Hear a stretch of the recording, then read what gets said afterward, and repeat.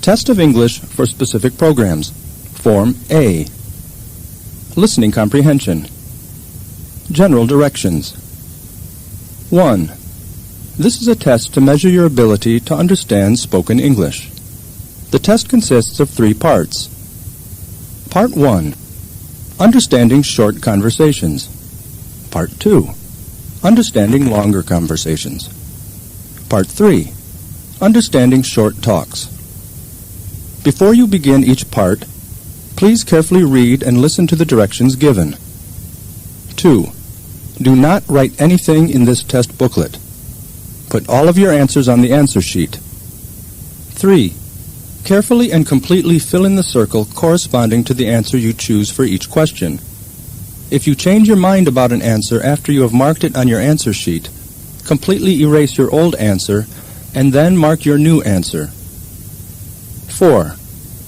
Try to answer every problem, even if you are not sure of the answer. Your score on the test will depend on the number of correct answers that you give. Do not turn over this page until you are told to. Part 1. Understanding short conversations. Directions. In this part, you will hear short conversations between 2 speakers. At the end of each conversation, a third person will ask a question about what was said. Read the 4 possible answers in your test booklet and choose the correct answer. For example, you will hear, James, would you take your sister to the doctor for me? There's an emergency at the office. I have an exam this morning, Mom.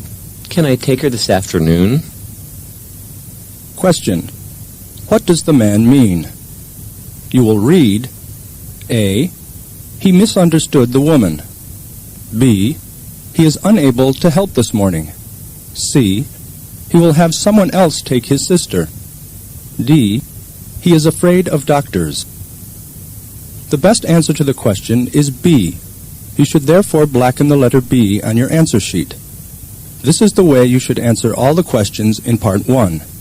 Look at the example. Now let's begin with Part 1. Number 1. I'd like to go to Bogor. How often do the buses go there? Every quarter hour, but I'm not sure today. I heard the bus drivers are on strike. There's a notice on the board. What does the man imply?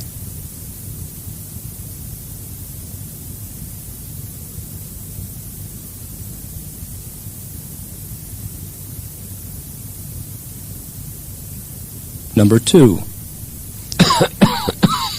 What a nasty cold.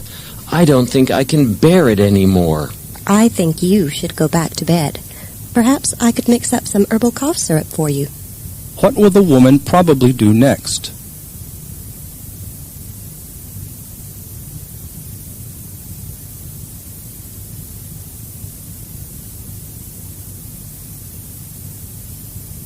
Number 3. I still have to put some important documents in my briefcase before we leave. Passengers of international flights are expected to check in 2 hours before departure. Just make sure we won't be late. What does the woman mean?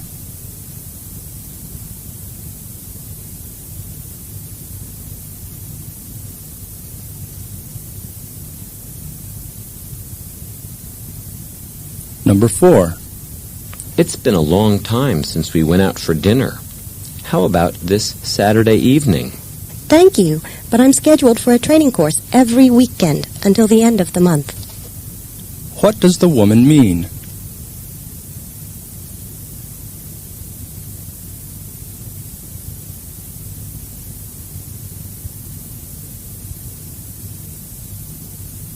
Number 5. Did you get the groceries and the fertilizer for the garden? Well, the nursery was closed when I got there, and, I forgot to drop by the supermarket. What does the man mean?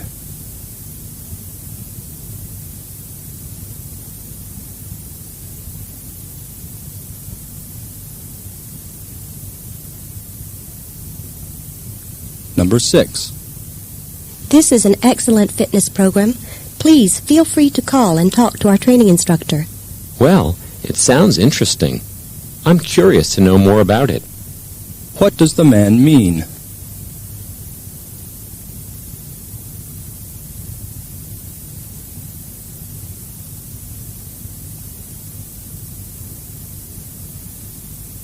Number 7. Excuse me, there is milk spilled all over the floor. Maybe one of the cartons is leaking. Oh, you're right. I'll take care of it right away. What is the man going to do?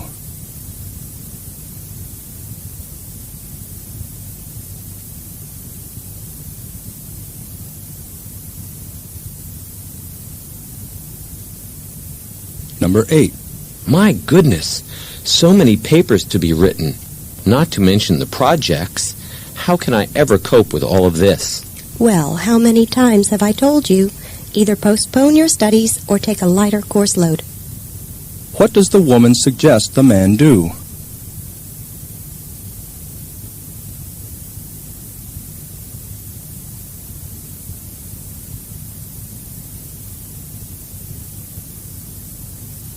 Number 9. Look at this customer complaint. How could you be so careless and irresponsible not to send the merchandise punctually? I'll handle it. We've been serving that customer for over a year, and this is the first incident. I'm sure he'll understand.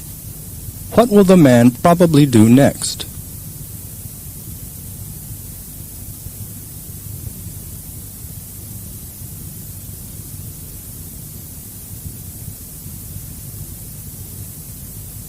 Number 10.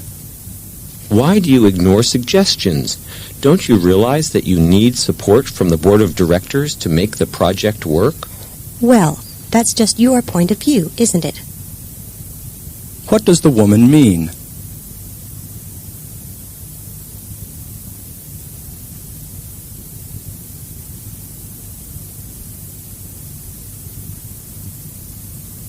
Number 11.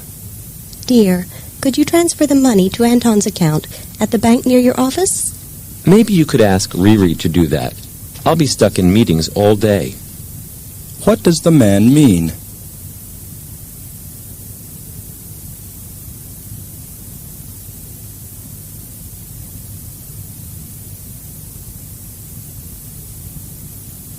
Number 12. Shipping costs by air are very high. Why don't we send the goods by train? You try to convince the shipping manager. I'm tired of arguing with him. What can be inferred about the man?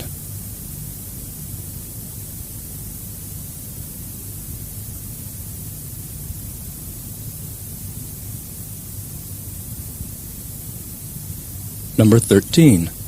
I was still in Batam when the new manager was introduced to all of the employees. Too bad I missed it. How would you describe her? She is slim and very beautiful, and you'd never guess she's over 40. What can be inferred about the new manager?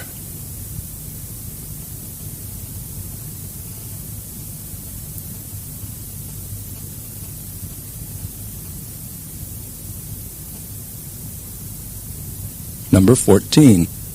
I'm so sorry. I spilled ink on your report when I was studying it. It's not a big deal. Rita can print it out again. What does the man imply?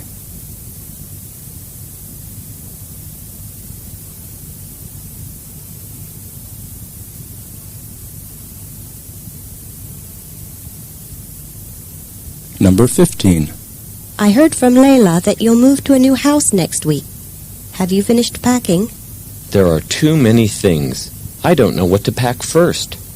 What does the man imply?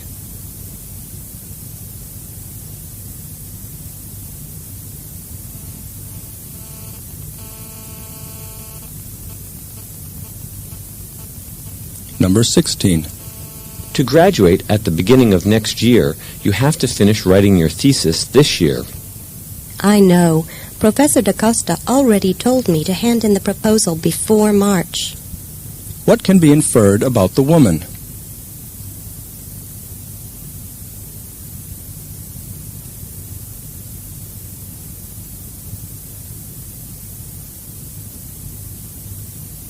Number 17. Let's go swimming this Sunday. That will help lessen your stress. Yeah, I haven't been swimming for ages, but I'm tied up on this project until next week. What does the woman mean?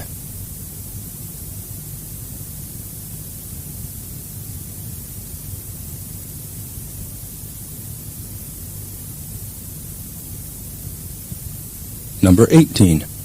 I don't mind taking you to the train station this afternoon. Thanks for the offer, but my colleague will give me a ride. He lives near the station. What does the man mean?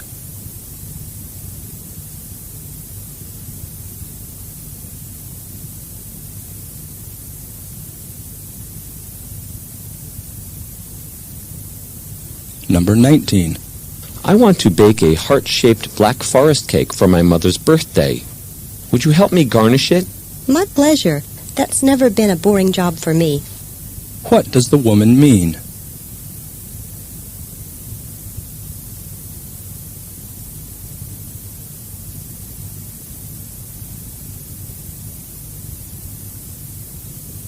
Number 20. I've got to get a good grade on the final exam tomorrow to pass this subject. Too bad your favorite music program is on TV tonight. What does the woman imply?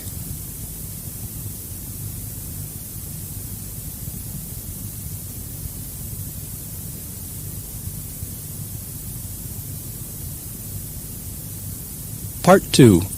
Understanding longer conversations. Directions. In this part, you will hear longer conversations between two speakers. At the end of each conversation, a third person will ask several questions about what has been said. Read the 4 possible answers in your test booklet and choose the correct answer.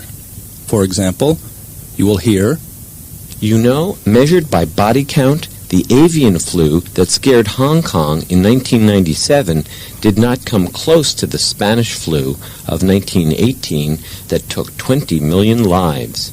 Really? With this Hong Kong flu, only 6 people succumbed to the strength of it, thanks to the 1.4 million chickens that were killed to make the world safe. I also heard that after a series of false starts, Hong Kong authorities launched a foul call on December 28, 1997. Yes, and officials vowed to get the job done in 3 days.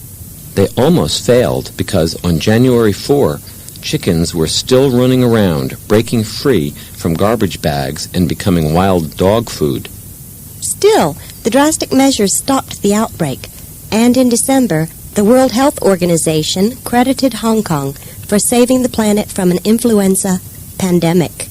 Imagine how many people could have died if the authorities had not acted quickly. Question 1. What are the speakers talking about? You will read A. Spanish flu, B. Hong Kong flu, C. WHO, D. Hong Kong authorities. Since the correct answer is B, blacken the letter B on your answer sheet. Look at the example. Question 2. How many people died from the avian flu? You will read A. 20 million, B. 20, C. 60, D. 6. Since the correct answer is D, blacken the letter D on your answer sheet. Look at the example. Now let's begin Part 2. Questions 21 through 23 are based on the following conversation. Look at those polar bears. They are beautiful, so white. Yeah, it's amazing how these animals adapt to their habitat. They are the only marine bears. To accommodate aquatic life, polar bears have longer and more streamlined bodies than other bears. You'd think they'd have trouble walking on the ice. Look at their feet. They have sharp, curved claws that can dig into the ice. They also have long hair between the pads to protect their feet from the cold. They have stiff hair on their forelegs and very broad front feet to help them swim. How can they find food in such a barren environment? They have an extremely good sense of smell. They eat ringed seals and sometimes walruses or white whales. They also eat mussels, berries, sedges, and kelp. So, they are omnivores. Yeah. The males can roam over vast expanses of sea ice while hunting, and they are solitary except during the breeding seasons. And when is the breeding season? from May to June, and during the season, the males fight furiously over females. Do the males also take care of the young cubs? No. Like other bears, the young form strong bonds with their mothers. You see, the cubs are only about 1 kilo when they are born, and their eyes remain closed for about 40 days, so the mother must nurse every few hours and hold them close to keep them warm. Number 21. How are polar bears different from other bears?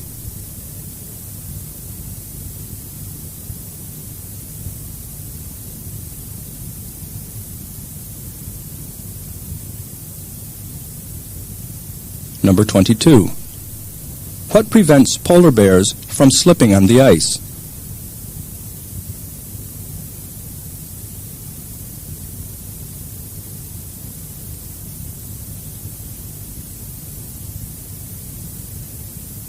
Number 23. What does the man say about male polar bears?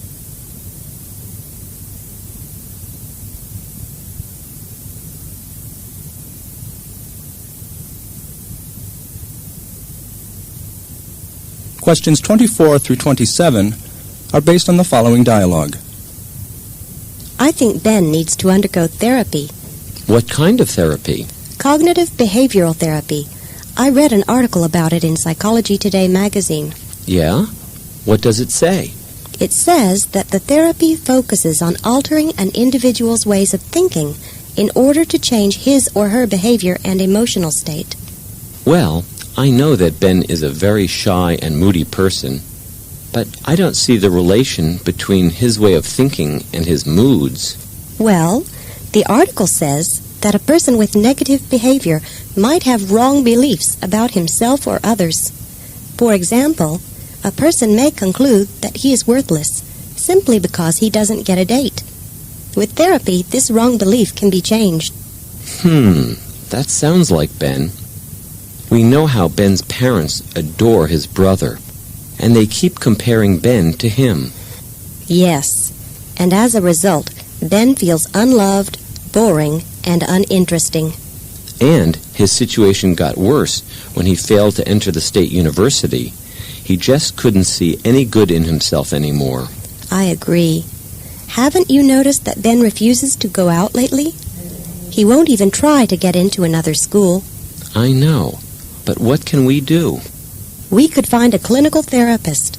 Through a series of interviews and tests, the therapist will make Ben aware of his wrong way of thinking. The therapist will also give some suggestions to change Ben's behavior. Yeah, maybe it will do good for Ben to get some help. You're his best friend. You should talk to him. Number 24. What is the main subject of the magazine article?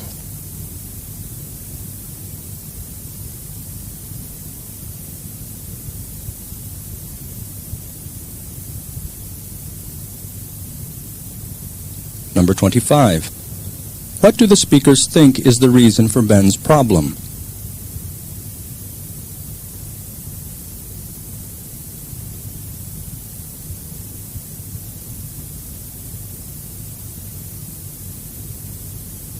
Number 26. According to the woman, how could a therapist help Ben?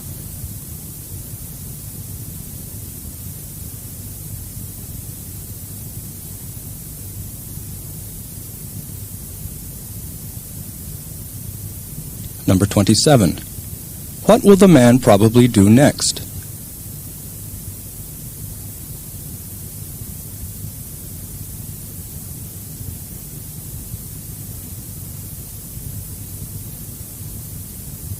Part 3.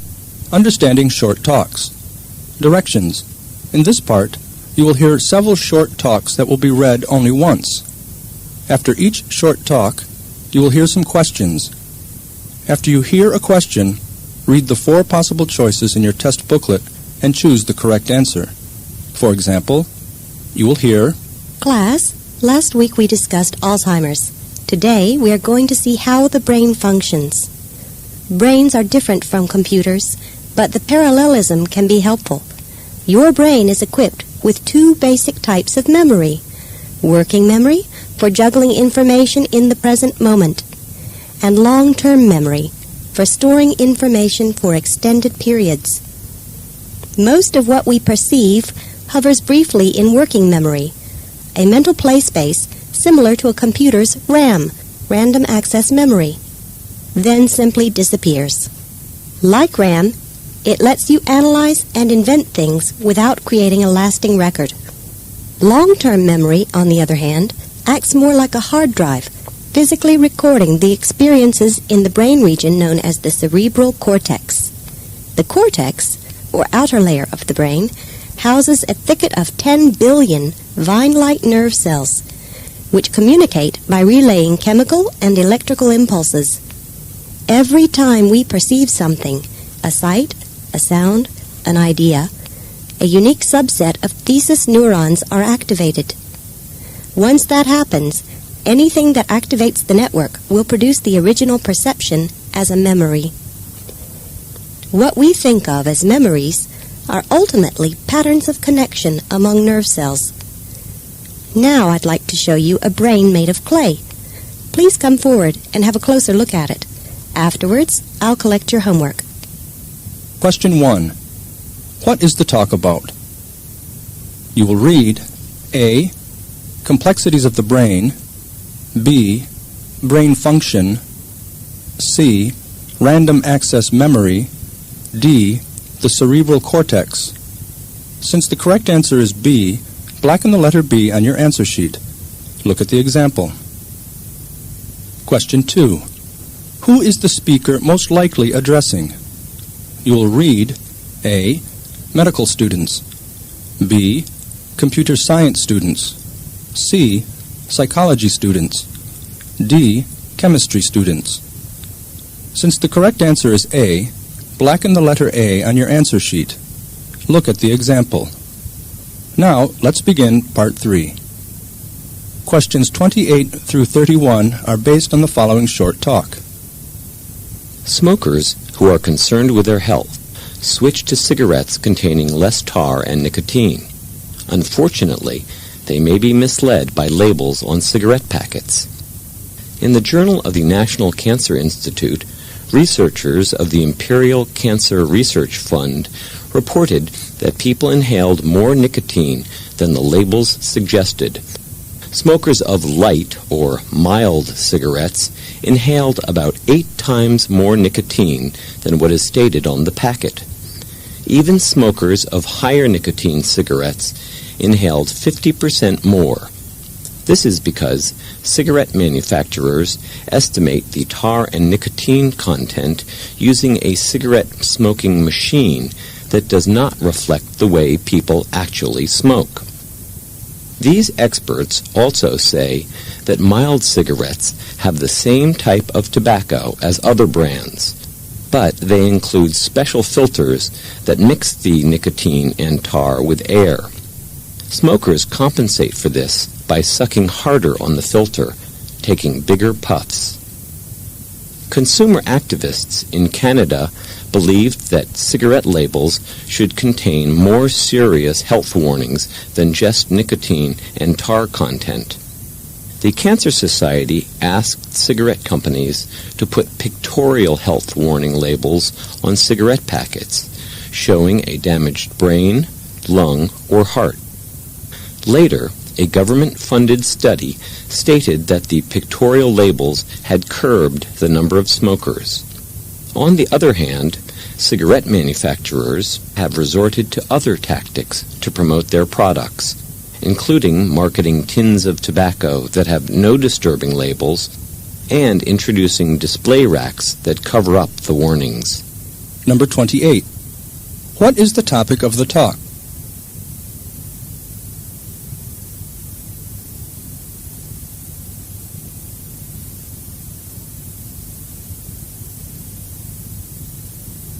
Number 29.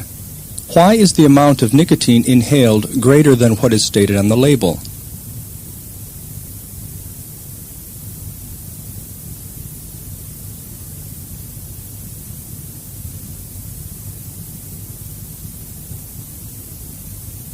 Number 30. Why does the speaker mention the lower number of smokers in Canada?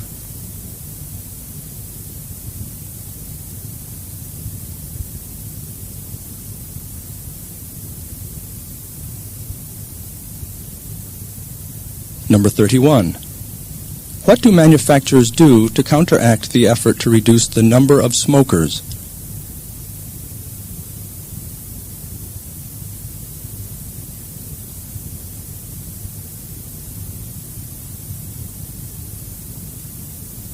Questions 32 through 35 are based on the following short talk.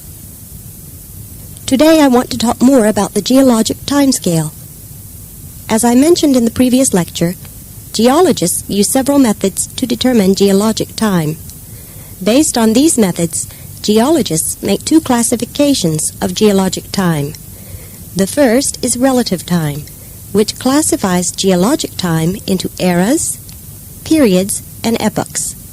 The second is absolute time, which classifies geologic time into numerical time, like 1,000,000 or 1,000,000,000 years. There are several steps to determine geologic time. First, geologists determine the relative age of rocks, which rocks are older, which are younger, and which rocks are of equal age. Next, they construct a geologic timescale. Finally, they determine the absolute time of rocks using radiometric dating. Now, let us first discuss relative time. Geologists create a relative time scale using rock sequences and the fossils contained within these sequences. Based on the theory of superposition, they know that the oldest rock strata are at the bottom, and the younger rock layers are on top of them. Geologists also use the placement of fossils to determine geologic time. The oldest fossils are at the bottom, with successively younger fossils above. Unique fossils characterize different layers. Number 32. How does the speaker begin the lecture?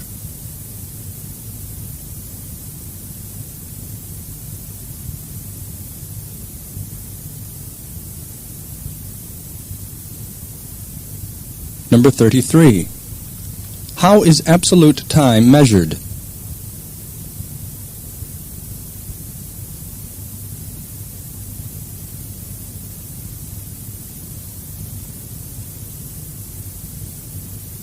Number 34.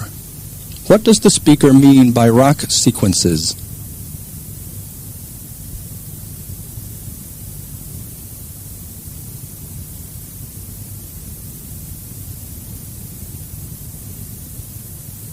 Number 35. Why are fossils important?